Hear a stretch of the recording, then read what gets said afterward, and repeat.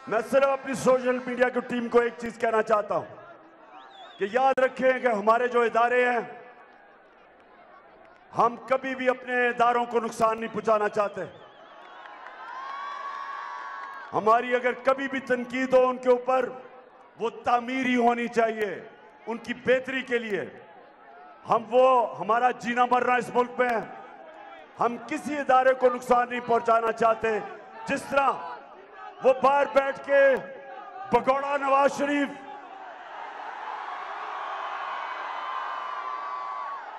और ये डाकू जरदारी और ये फजल रहमान डीजल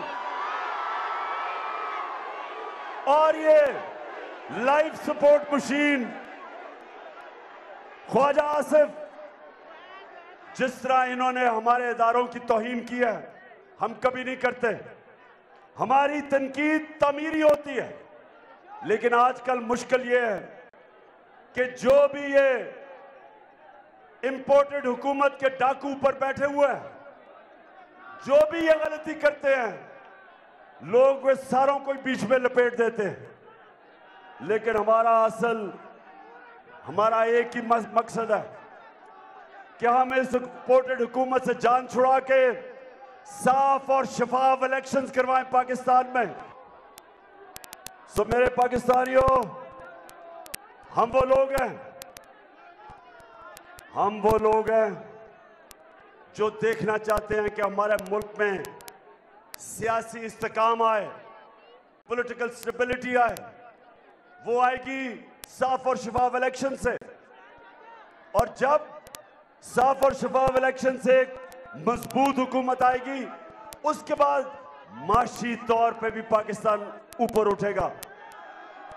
जब तक ये रहेंगे, सियासी इस्तेकाम आएगा नहीं, और इनके होते हुए कभी हमारी मैशत ऊपर नहीं उठ सकती, क्योंकि ना बाहर के लोग इन चोरों के ऊपर एतमाद करते हैं और ना मेरी कौम, पाकिस्तानी कौम, इन पे एतमाद करती है।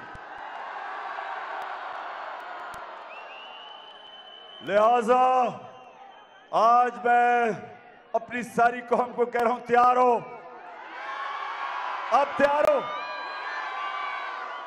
मैं वक्त दे रहा हूं इस इंपोर्टेड हुकूमत को कि आप अभी भी इलेक्शन अनाउंस करें, नहीं तो मैं अपनी सारी अवाम में निकला हुआ हूं, तैयार कर रहा हूं सबको, सारी कौम को तैयार कर रहा हूं।